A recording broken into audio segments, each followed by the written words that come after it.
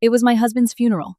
Barely 3 days had passed since Arthur died, accidentally, falling down the wooden stairs of our home. I was devastated. I could barely stand on my own 2 feet. Feeling faint and dizzy, I went to the funeral home's restroom to splash some cold water on my face. From inside the bathroom, I heard voices out in the hallway. It was my son, Vance, talking to his wife, Sloane. "Now we just need her to have a little accident, too," he said, with a coldness I didn't recognize. And then Sloane replied with a nervous little laugh. "This morning, give it 3 hours, tops." My heart stopped completely. The coffee Sloane had prepared for me that morning. The coffee I drank just to find the strength to endure my husband's funeral. Could my own son be involved in his father's death? And what if I had already drank the coffee? I had to do something, and fast. Would I have enough time to save myself from this ultimate betrayal? I am so glad to have you here with me. If you're watching this video, I kindly ask you to subscribe to the channel. We really need to reach 1,000 subscribers. Can I count on your help?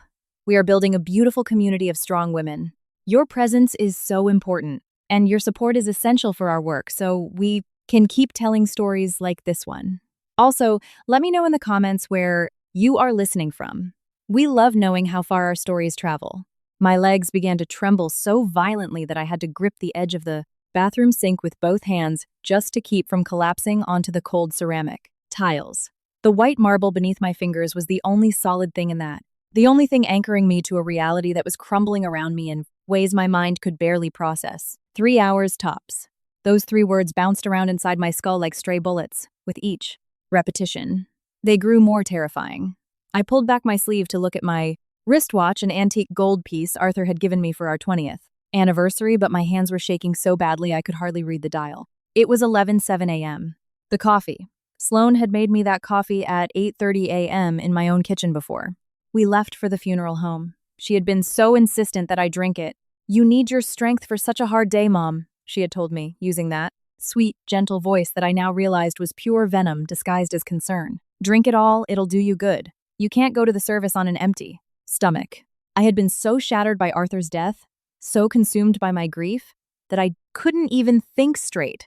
I didn't even question why Sloane was being so pushy about a cup of coffee. She had poured it into a large, thick ceramic mug. We'd had at the ranch for 20 years, filling it right to the brim, and when the first cup got cold because I was crying so hard I couldn't drink, my body racked with sobs every time I lifted it to my lips, she made me another one. "Drink it while it's hot, Mom. It'll give you the energy to get through the day," she insisted, standing right next to me in the kitchen where Arthur and I had shared our morning coffee for 40 years. She supervised me like a nurse, watching a patient take their medicine, making absolutely sure I consumed every last drop of that dark liquid. I thought it was love. I thought my daughter-in-law was taking care of me during the worst moment of my life. I thought that finally, after 7 years of being married to Vance, Sloane truly saw me as family. But it was liquid death. She was making sure I ingested enough poison to kill me. At the exact moment they had calculated, if I drank the coffee at 8:30 and it was now 11:07, that meant 2 hours and 37 minutes had passed. According to the horrific conversation I had just overheard in the hallway, I had less than 25 minutes before something catastrophic happened to my body. 25 minutes before I collapsed right here in this funeral home, before they inherited everything. Arthur and I had built over 40 years of grueling work under the blazing Montana sun. Decades of back-breaking sacrifices, of waking up at 4 a.m. to tend to the livestock before dawn, working the land until the sun dipped below the mountains. Then the symptoms hit me with a terrifying clarity that made the blood run cold in my veins. The dizziness I had felt earlier, the faintness that made me rush to the restroom thinking I just needed some water on my face wasn't just from the crushing grief of burying my husband. It was the poison starting its destructive work in my system, killing every cell in my body. The nausea that was churning my stomach in increasingly violent waves wasn't just the sorrow of knowing I'd never see Arthur again, never hear him say good morning, never feel his arms around me. It was my body desperately trying to reject what Sloane had fed me, trying to survive against a chemical designed specifically to end my life. My hands were shaking uncontrollably, not just from the emotional shock of discovering the deepest betrayal a mother could ever experience, but because something lethal and calculated was destroying my organs from the inside out. I felt like I was going to throw up right there on the black and white checkered floor of the funeral home bathroom, but I bit my lower lip so hard I tasted the metallic tang of my own blood. I couldn't make a sound. Vance and Sloane were right outside in the hall, less than 10 feet away, separated from me by nothing but a thin wooden door. They couldn't know that I had heard them plotting my murder. They couldn't know I had discovered their monstrous secret.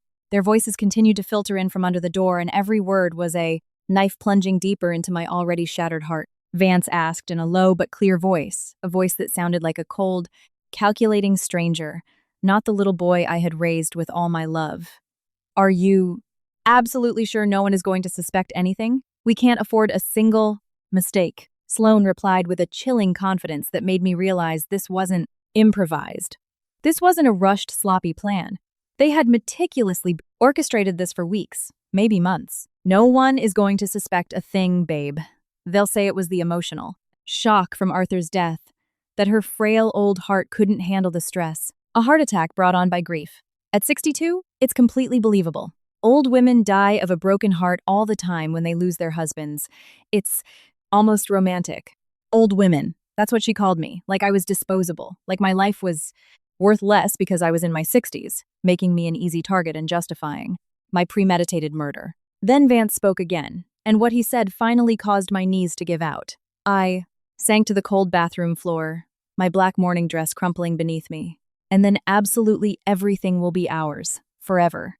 The ranch with its 50 acres of prime land, the 2 townhouses in Bozeman pulling in rent every month, all the accounts they have stashed across 3 different banks, their life savings that they hoarded like pack rats, everything the old man broke his back for over decades without ever actually enjoying." The old man. He called his father the old man with pure contempt. The man who worked under the scorching sun since he was 15 to build that ranch from nothing. The man who literally ruined his back tossing 100-pound hay bales and fixing wire fences in the snow so Vance could go to an expensive, out-of-state private college in Seattle, so Vance could study without ever having to hold down a job the way Arthur had to. The man who never denied his son anything until exactly 1 year ago when he finally said no. My mind began connecting the dots. I had completely ignored things that, in my profound grief, I had refused to see because they were too horrific to even contemplate. The stairs. Arthur had fallen down the main staircase of our house 3 days ago on a Tuesday morning, while I was at the local farmer's market buying fresh produce for dinner. Vance and Sloane had come to visit us that day, which was extremely unusual. They rarely ever came out to the ranch. They always had excuses. They were too busy. The drive was too long. The city was more comfortable. They claimed they just wanted to drop by for no special reason, that they had the day off work and wanted to see how Arthur and I were doing. When I returned from the market with canvas bags full of heirloom tomatoes, onions, and peppers, I found an ambulance parked outside my house. It's red. Lights flashing and Vance crying dramatically on our wooden wraparound porch. "Mom!" he had sobbed, his voice cracking as tears rolled down his cheeks. "Dad fell down the stairs. I found him at the bottom when I came out of the bathroom. He was already gone when I ran down, Mom. He wasn't breathing. I called 911 immediately, but it was too late. There was no autopsy because Dr. Gable, the local physician who had known Arthur for 30 years and who genuinely wept when he signed the death certificate, ruled it an accidental death via severe blunt force trauma to the head. Falls in older folks are tragically common," he had said with deep compassion. Arthur was 65. He could have gotten dizzy, tripped on a loose board, lost his balance. These things just happen. No one questioned it because there was no reason to doubt. I was so drowned in my inconsolable grief, so destroyed by losing the love of my life in such a sudden, violent way that I accepted the explanation without a second thought. An accident. A tragic accident. That's what everyone said, wearing expressions of sincere pity. But now, sitting on the freezing tiles with poison burning through my veins, I understood the brutal truth with a clarity that shattered my soul into 1,000 pieces. It wasn't an accident. My husband of 40 years didn't just tumble down the wooden stairs he had climbed literally tens of thousands of times over 4 decades. Vance pushed him. Or Sloane pushed him while Vance pretended to be somewhere else. Or they worked together to assassinate the man who gave them everything. They murdered Arthur to inherit his wealth, and now they were murdering me so they wouldn't have to share a dime of it. So they could take absolutely everything with 0 obstacles. Had my son truly become a monster? A killer willing to murder his own father for money? And now his mother? My name is Loretta. I am 62 years old. I was married to Arthur for 40. Wonderful years, 4 full decades of true love, calloused hands from hard labor, and the patient building of a dignified life together. We met when I was 20, and he was 23 at a country barn dance where a local bluegrass band was playing. We married 6 months later in a small, beautiful ceremony at the community church, with only 30 guests, but more love than could fit in a cathedral. Arthur had inherited a modest piece of land from his family, about 50 acres, on the outskirts of Bozeman, Montana. It didn't make us rich, not by a long shot, but it gave us an honest, honorable life working the soil. Over the years, working literally from sunrise to sunset with barely any days off, we managed to make the ranch highly productive and respected. We raised cattle, grew alfalfa, and every dollar we earned, we carefully saved or reinvested into improving the perfects. Property. Today, the ranch is worth approximately $4 million, according to an Anywhereland Descent official appraisal we did 6 months ago. On top of that, through years of extreme frugality, we bought 2 rental townhouses closer to downtown Bozeman, valued together at another $1.5 million, and we had our life savings, roughly $1.5 million sitting across several investment accounts, meant for our retirement and to leave something behind for Vance when we passed. Altogether, it added up to $7 million. That was what Vance and Sloan wanted so badly that they were willing to slaughter us in cold blood for it. Vance is our only child. He is 35 and has been married to Sloan for 7 years. We raised him with all the love in the world. Maybe too much love. Maybe we were too indulgent. We gave him absolutely everything he ever asked. For no matter what sacrifices it meant for us, we paid full out-of-state tuition at an elite private university in Seattle because Vance said the state schools in Montana weren't good enough for his ambitions. We paid for an extravagant $50,000 wedding with 200 guests and a live orchestra, money it took us 3 years to save up. We even signed over one of our townhouses in the city so they could live rent-free because Sloan threw a fit about living in an apartment, claiming she needed her own home to entertain. But Vance made terrible financial decisions. He opened a high-end artisanal craft brewery that crashed and burned spectacularly within 6 months, wiping out everything. He took out massive business loans he couldn't repay. He got in deep with predatory lenders. Exactly 1 year ago, he came to the ranch on a Sunday. He sat across from Arthur at our heavy oak kitchen table and demanded a $100,000 loan to pay off his most urgent debts. Arthur refused. For the first time in his life, he said no. "You are a grown man of 34, Vance," my husband told him, his voice firm, but laced with sadness. "It's time you take responsibility for your own choices and face the consequences of your mistakes. We cannot keep bailing you out. Forever." Vance left in a blind rage that day, screaming that we were selfish, that we were hoarding money we didn't even use. Since then, everything changed. Visits to the ranch became non-existent. Phone calls became cold, distant, almost hostile. And then, 3 days ago, on that terrible Tuesday, Arthur was found dead at the bottom of our stairs. Now, I knew it wasn't a tragic slip. It was a planned execution. If you are enjoying this story, please make sure you are subscribed to the Paper Day channel. We need to hit our 1,000 subscriber goal. Can I count on your support? For our work? I was still in the bathroom, calculating I had less than 20 minutes to live. Before the rat poison finished destroying my vital organs, my hands were shaking so severely I could barely grip my cell phone when I pulled it clumsily from my black leather purse. I had to call someone immediately. But who? My mind spun frantically, trying to cut through the panic and the toxic fog clouding my brain. If I dialed 911 right now, if I ordered an ambulance to the funeral home, Vance, and Sloan would know instantly. They'd hear the sirens approaching, they'd see the paramedics rushing in, they'd watch me being loaded onto a stretcher, and they would find a way to intervene. Or worse, finish the job later when I was vulnerable in a hospital bed. They would just tell the doctors I was delirious. From grief, that I was hallucinating, that the stress had made me paranoid. I couldn't trust the local police either, because everyone in town had known. Vance, since he was in diapers. They all loved and respected him. In a million years, they wouldn't believe the devoted, weeping son from the funeral was actually a cold-blooded killer. Then, like a beacon of hope in total darkness, I remembered Desmond. Desmond was Arthur's younger brother, my brother-in-law, who lived right here in Bozeman, about a 15-minute drive from the funeral home. Desmond is a cardiologist. He works at the main hospital in the city, and he was always incredibly close to Arthur, closer than Vance ever was to his own father. With fingers that barely obeyed my commands, I dialed Desmond's number, praying to God that he would answer, praying he wasn't in the middle of a surgery or a medical board meeting where he couldn't pick up his personal phone. The line rang once, a long tone that felt like an eternity, twice, 3 times. It felt like hours. "Please, God," I whispered, my voice cracking. "Please let him answer. Please." On the 4th ring, just as I was about to give up and dial 911, regardless of the consequences, Desmond picked up. His voice sounded strained. "Loretta, are you okay? Did something happen at the service?" My voice came out in a desperate, ragged whisper. "Desmond, they poisoned me. Vance and Sloan poisoned me this morning," I heard. Them talking in the hallway outside the bathroom. They said the coffee I drank was laced. I have less than 20 minutes before. My voice broke into a terrified sob. Dead silence on the other end of the line. I could hear Desmond's sharp, shocked intake of breath. Then his tone completely shifted. It became urgent, razor sharp. "What? Loretta, are you absolutely sure about what you're saying?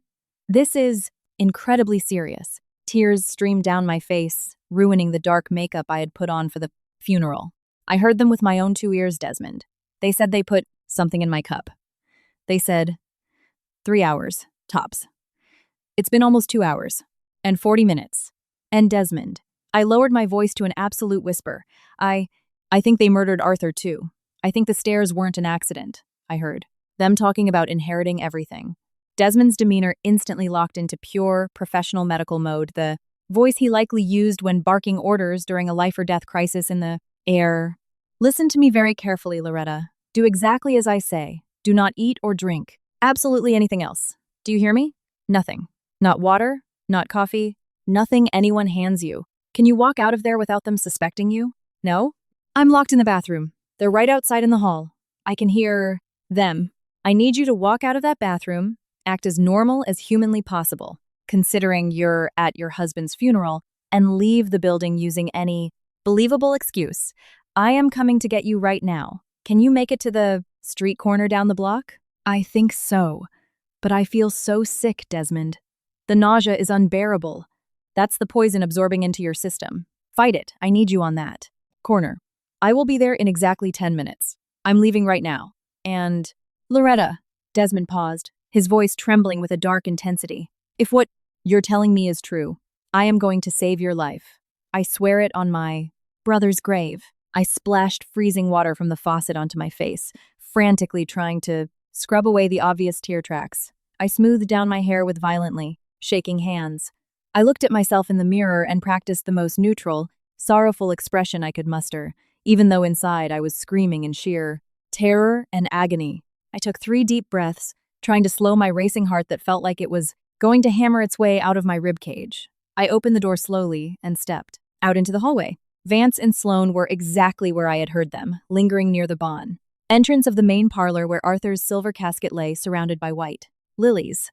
The moment they saw me emerge, their faces instantly morphed into perfectly rehearsed masks of deep concern and filial devotion. It would have fooled anyone who didn't know the horrifying truth. Vance approached me quickly, taking my arm with a fake gentleness that made my stomach churn with revulsion. "Mom, are you okay? You were in there for over 15 minutes. You look incredibly pale. Do you want me to call a doctor?"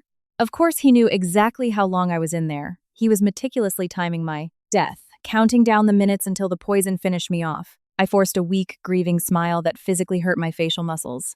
"I'm just very dizzy, honey. The grief over your dad. It's suffocating. I feel like I can't breathe in here.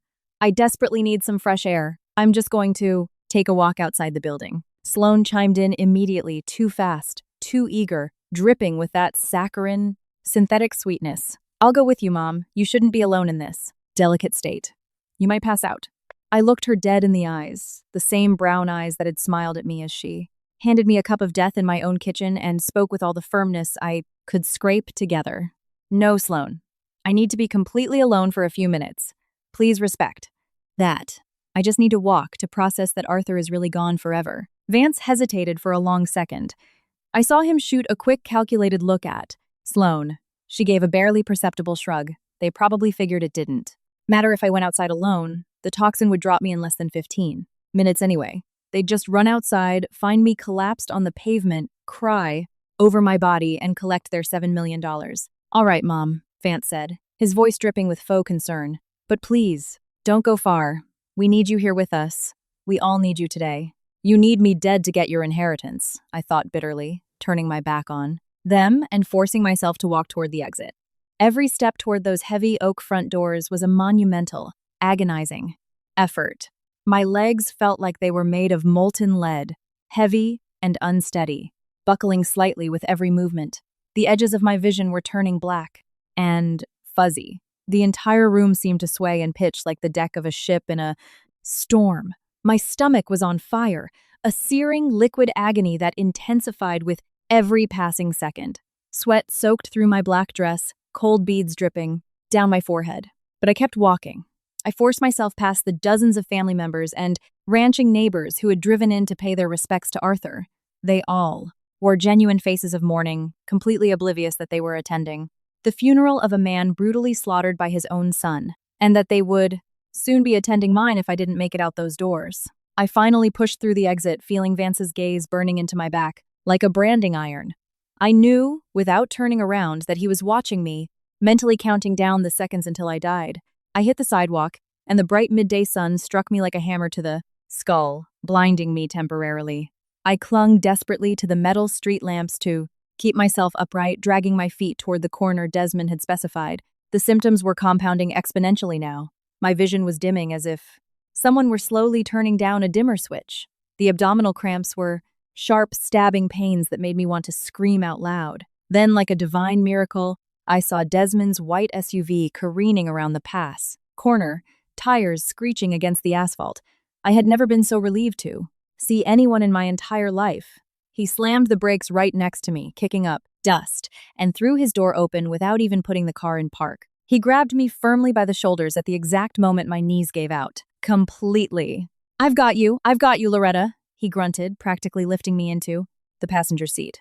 Hold on, you're going to make it, I promise. I had barely slumped into the leather seat before I vomited violently, a horrible, painful wave that emptied my stomach and left me gasping for air. Desmond already had plastic medical bags ready in the car. That's good, that's really good, he said, slamming the accelerator to the floor. The speedometer spiked instantly. Your body is instinctively trying to expel the toxin before it fully absorbs.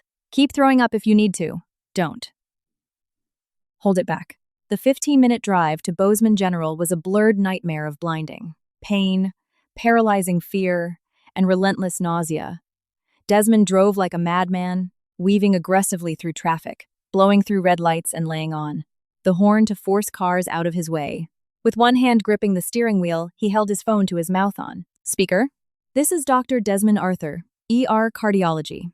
I need a trauma bay prepped and waiting now. Code blue incoming. 6'2", year. Old female, highly credible suspicion of acute toxic ingestion. Ingested roughly 2 hours and 50 minutes ago. I have an extremely narrow window for gastric lavage. I need a full toxicology team standing by. I am pulling up to the bay in exactly 8 minutes. Between the devastating bouts of abdominal cramps and dry heaving, I managed to gasp out the details to Desmond. I told him every single word of that monstrous conversation in the hallway. Vance, waiting for my accident. Sloane, confirming the poison's timeline. They're bragging about inheriting everything, treating Arthur and me like nothing but annoying obstacles to a payday. Desmond drove with his jaw clenched so tight I thought his teeth would shatter. His knuckles were bone white on the steering wheel. Loretta, he said, his voice shaking with a terrifying suppressed rage. I always had a horrible gut feeling about Arthur's fall. The stairs in your house were bone dry. Nothing was out of place. No loose rugs, no clutter. And Arthur walked those stairs a dozen times a day for 40 years. He knew them, blindfolded. But when I discreetly suggested to Vance that we should order a full autopsy just to be absolutely certain it was an accident, he lost his mind. He yelled at me, said it was deeply disrespectful to his father's memory, that Arthur wouldn't want to be cut open. And Dr. Gable just signed off because he trusted Vance's tears. You think they killed him? I whimpered. I am completely certain of it now, and we are going to prove it scientifically. But first, I have to save your life. We hit the hospital entrance, and everything dissolved into a chaotic whirlwind of shouting and frantic medical activity. Desmond had tremendous pull at this. Hospital. Doctors and nurses trusted him implicitly. They bypassed the ER. Waiting room entirely, rushing me straight into a trauma bay. Monitors were slapped onto my chest, beeping frantically with alarming red. Numbers. Freezing IV fluids were pushed into my bruised veins. Then came the gastric lavage, getting my stomach pumped. It was an agonizing procedure, having a thick tube shoved down my throat into my stomach to flush my insides with. Saline and liquid black charcoal. They drew countless vials of blood, took urine, samples via catheter, and analyzed the vomit from Desmond's car. A full hour later, as I lay exhausted in a hospital bed, feeling like I had been run over by a freight train, but miraculously still breathing, the chief toxicologist walked in. He was a stern-looking man in his 50s with thick glasses, carrying a clipboard. "Loretta," he said, pulling up a chair and looking me dead in the eyes. "We found massive concentrations of zinc phosphide in your bloodstream. It's a highly lethal commercial rodenticide rat poison commonly used on ranches. The dose you ingested this morning was meant to be fatal. We estimate around 100 milligrams were mixed directly into high-concentration coffee to mask the bitter chemical taste. If you had arrived at this hospital even 45 minutes later, the catastrophic damage to your liver and kidneys would have been completely irreversible. You would not have survived." Desmond was standing rigidly beside my bed, his fists clenched so tight his arms were shaking. "Do you have all of that officially documented, Dr. Harrison?" Desmond asked.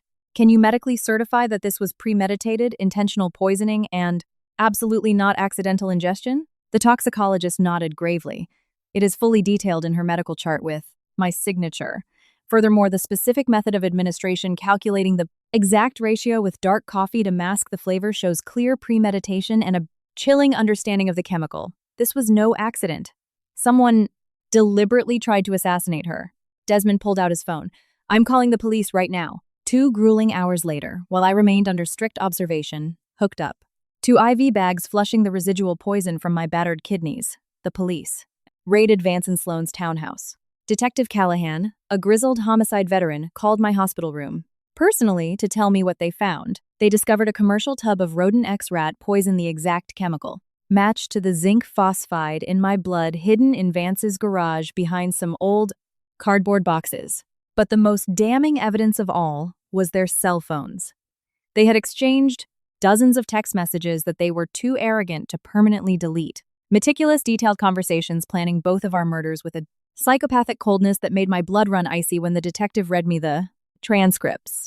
"It's time the old man stopped blocking us and gave us what's ours," Vance had texted exactly 3 months ago. "He's sitting on millions and we're drowning in debt. How do we do it without causing suspicion?" Sloane had replied. "It has to look completely natural." The wooden stairs at the house. When the old lady goes to the farmer's market, like she does religiously every Tuesday morning, they had planned Arthur's brutal murder for 3 entire months. 3 months of patiently waiting for the perfect Tuesday. And when I innocently left to buy vegetables, just as I had every week for 40 years, they executed their demonic plan without an ounce of mercy.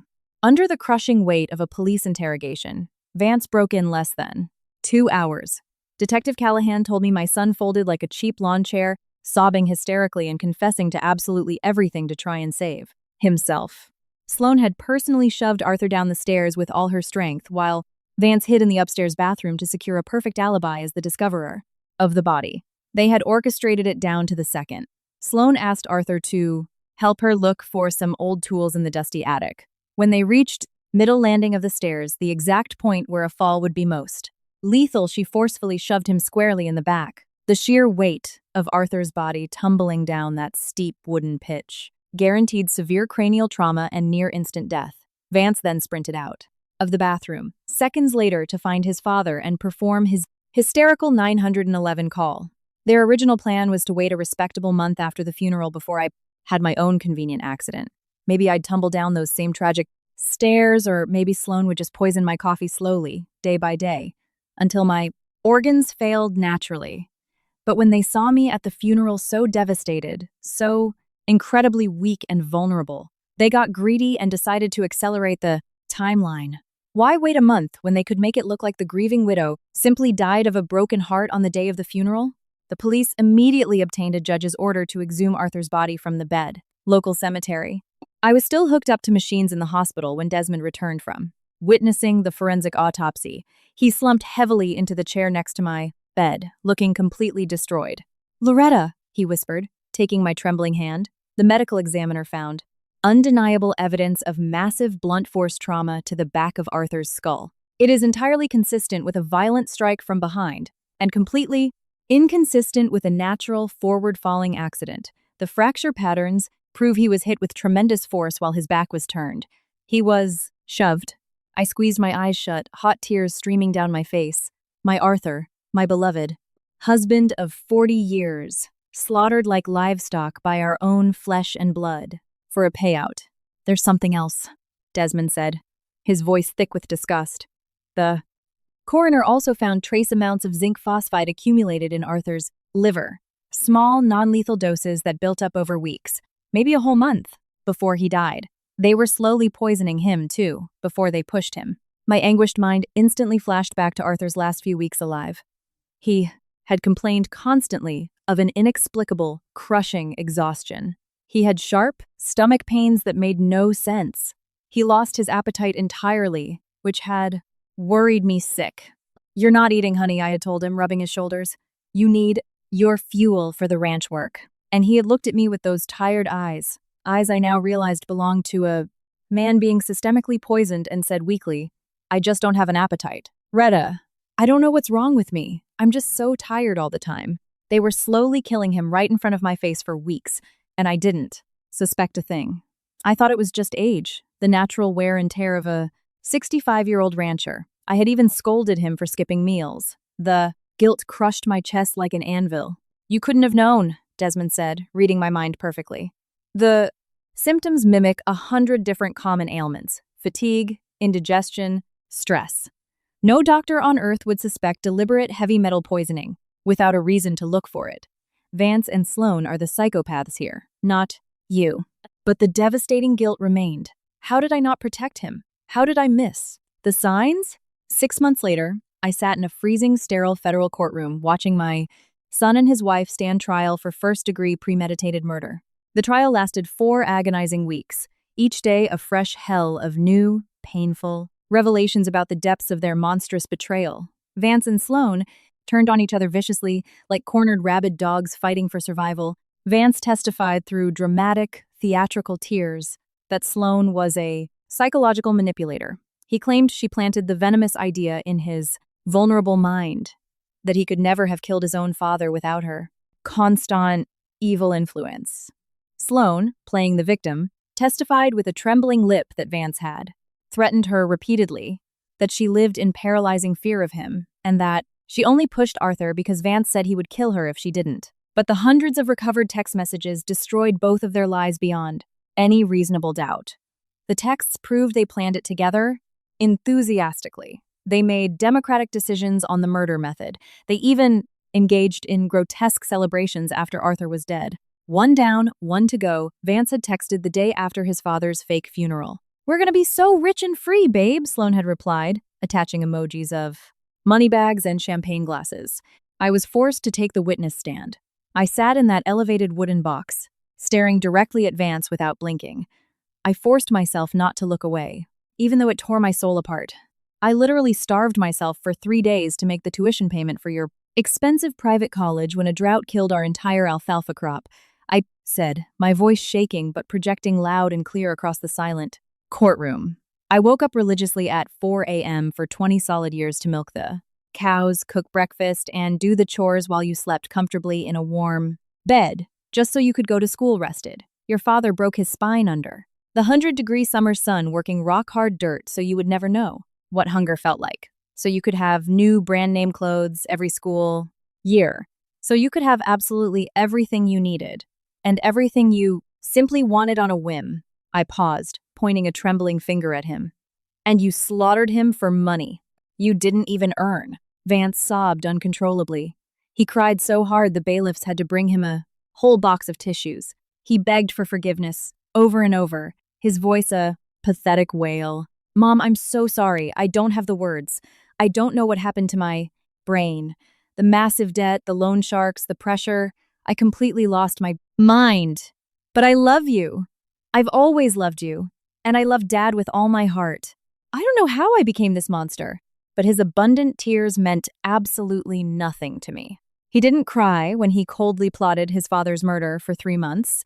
He didn't cry when he handed me a cup of deadly coffee, knowing exactly when it would kill me. He fake cried at the funeral while mentally counting down the minutes until my heart stopped. A murderer's tears do not wash the permanent blood from their hands, nor do they miraculously bring the dead back to life. The verdict came down on a bleak, gray Friday in November that smelled like cold rain. 40 years in a maximum security state penitentiary, without the possibility of parole for both of them. 2 separate charges: first-degree aggravated murder for Arthur and attempted first-degree murder for me. The judge stared down at them with absolute disgust, stating that the 3-month premeditation, the calculated use of chemical toxins, the ultimate betrayal of sacred family trust, and the horrific fact that the victims were the perpetrator's own loving parents made this one of the most heinous crimes he had ever presided over. When I heard the gavel fall, I didn't feel joy. I didn't feel satisfaction. I didn't even feel a sense of justice. I only felt a massive, dark void that swallowed everything else in the room. My husband of 40 years was dead and buried under freezing dirt. My 35-year-old son would rot in a concrete cell until he was 75. I would be long dead by then. Vance and I would never have another real conversation for the rest of our lives. Today, I live completely alone on the ranch Arthur and I built together. Every morning, I wake up in the king-size bed we shared for decades, and his side is cold and empty. The sheets on his side are perfectly smooth because no one has wrinkled them in over 6 months. I walk through the house that knows my every footstep, and I have to look at the wooden staircase where my husband was murdered by our own child. I had contractors build a wheelchair ramp on the opposite side of the house just so I never have to walk past the spot where Arthur died. I have no children now. Vance biologically exists in a cell somewhere. But to me, he died the day he handed me that coffee. I have no husband. Arthur rests under a granite headstone that reads, "Beloved, husband, betrayed, father." I have no close family left except Desmond, who drives out to the ranch to visit me every single Sunday without fail. The ranch that was supposed to be Vance's inheritance has now been transferred into an irrevocable trust for a foundation that shelters victims of domestic violence. I sold the townhouses, including the one Vance and Sloan lived in, and donated every penny of the proceeds to charity. I kept only exactly what I need to live a quiet, frugal life until my time comes. The rat poison permanently damaged my kidneys. Sometimes when the pain flares up, I wonder if it would have been easier to just die on that bathroom floor. But then I remember that if I had died, Vance and Sloan would have inherited everything and walked away completely free. At my husband's funeral, while I wept thinking I had lost the love of my life in a tragic accident, I discovered my son was a killer and I was his next target. The coffee I drank that morning had enough rodenticide to kill 3 grown men, the same son I carried in my womb for 9 months, the baby I nursed, the toddler I stayed up all night holding when he had a fever. Arthur and I literally worked ourselves to the bone to give him the world. And he paid us, back with poison and a shove down the stairs. When I sit alone on the porch and ask myself where I failed as a mother, the answer haunts me. Maybe I gave him so much that he never learned the value of anything. Or maybe, sometimes, there is an inherent evil in this world that simply defies explanation. I survived because I overheard a conversation I wasn't meant to hear, because I went to the bathroom at the exact right moment, because Desmond believed me and acted without hesitation. But my Arthur wasn't so lucky. He died thinking his son loved him, never knowing that the hands that violently pushed him to his death were the exact same hands he had tenderly held when they were small. Today, I live on the land we tamed together, but every set of stairs reminds me of his fall. Every cup of coffee reminds me of the venom. And every single day, I wonder if there is anything in this universe more agonizing than burying your husband and your son in the exact same year. Because even though Vance is still breathing behind bars, the boy I raised died the second he decided our lives were worth less than his inheritance. If you liked this story, click on the next video appearing on your screen, because the next tale of betrayal surpasses anything you've heard so far. And don't forget to subscribe to the channel so you never miss a single story.